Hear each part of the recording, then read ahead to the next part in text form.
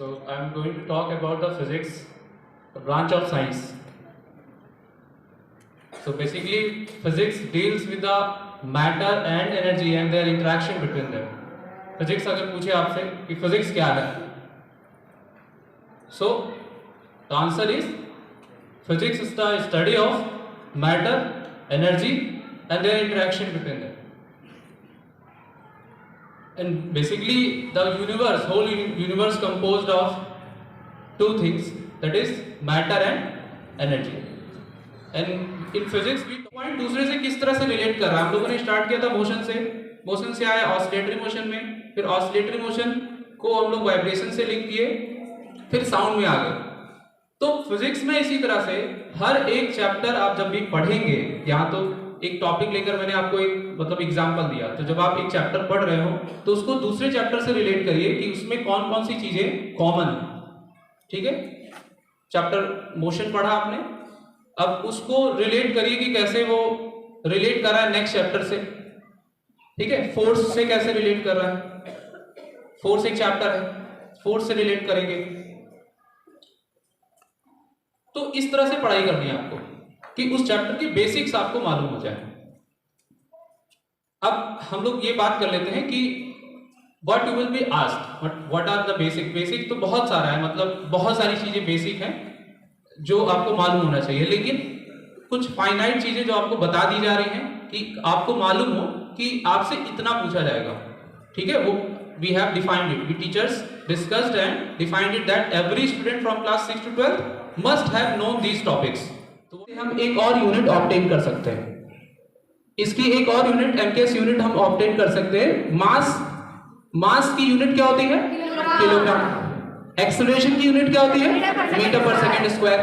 तो मीटर पर second square, kilogram, दोनों का प्रोडक्ट निकालेंगे तो किलोग्राम मीटर पर सेकंड स्क्वायर हो गया. ये समझ में आ रहा है सबको? तो अगर आपसे पूछा जाए कि फोर्स की एसआई यूनिट, तो आप बताएंगे न्यूटन और किलोग्राम मीटर पर सेकंड स्क्वायर. जब हम गहरे से पढ़ते हैं, लेयर बाय लेयर जब अंदर जाते हैं, आप लोग ये पढ़े होंगे कि मसल्स, क्लास 10 तक तो सभी बायोलॉजी पढ़े होंगे, मैथ वाले भी.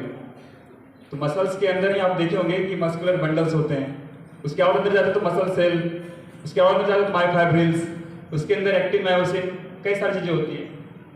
तो जब भी हम बायोलॉजी पढ़ते हैं तो हमें दिखता है कि कितना सुंदर तरीके से इसको गढ़ा गया है, बनाया गया. ऐसा लगता है कि भगवान की सुंदरता ना, मतलब एक brilliant mind, highly intellectual mind उसको बनाया है. क्रिएटिविटी ऑफ गॉड देखने को मिलता है बहुत. और आप देखो सेल के अंदर ही देखो, एक बाहर की दुनिया है, एक सेल के अंदर भी दुनिया है.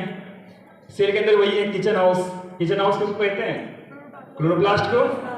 पावर हाउस भी लगा हुआ है, किचन हाउस भी है, और ट्रांसपोर्टेशन के लिए भी है, ट्रैफिक सिस्टम लगे हुए हैं. तो सेल के अंदर की दुनिया आप देखना कितना शानदार बनाया गया. और बहुत बच्चों को ये भी होता है कि बायोलॉजी में बहुत दिक्कत होती है, उसको बोलते हैं it is hard nut to crack, बहुत कठिन है, इसको सारे इतने सारे वर्ड्स हैं, कैसे याद करें सर.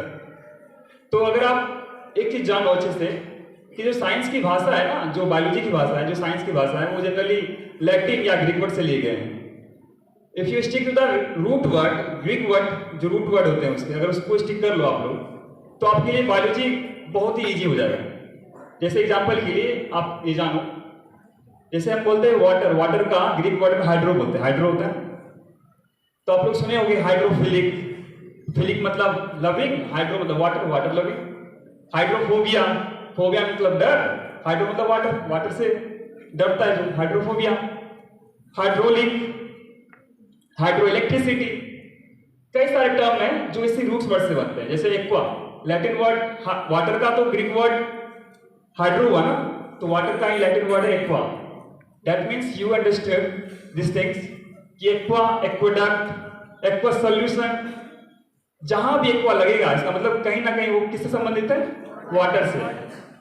सिमिलरली अब कार्डियो देखो, कार्डिया मतलब हार्ट होता है. तो जहां भी कार्डियो लग जाता है, कार्डियोलॉजिस्ट जो हार्ट का स्टडी करता है, कार्डियोलॉजी जो ब्रांच है. Cardiac cycle. हाइपर देखो, हाइपर मतलब क्या होता है? ज्यादा. हाइपर मतलब कम, हाइपर मतलब ज्यादा. जहां भी हाइपर लगा इसका मतलब वो ज्यादा होगा. जैसे हाइपर टेंशन, हाइपरटोनिक सॉल्यूशन, नमक की मात्रा ज्यादा होगी वहां पे, हाइपोटोनिक सॉल्यूशन कम होगी। हाइपरग्लाइसेमिक, ग्लूकोज की मात्रा ज्यादा होगी ब्लड में।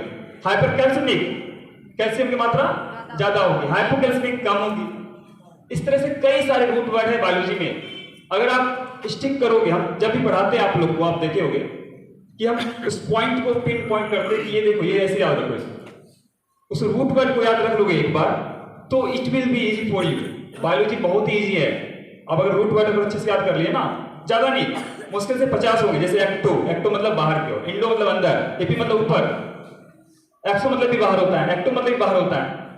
तो डर्मा मतलब स्किन, एंडोडर्म अंदर वाला स्किन, एक्टोडर्म बाहर वाला स्किन। डर्मेटोलॉजिस्ट, डर्मेटोलॉजिस्ट जो स्टडी करे स्किन का। तो अगली बार जब आप बायोलॉजी पढ़ें तो इस बात का ध्यान रखें कि रूट वर्ड खोजे आप, रूट वर्ड से ही सारे काम हो जाएंगे।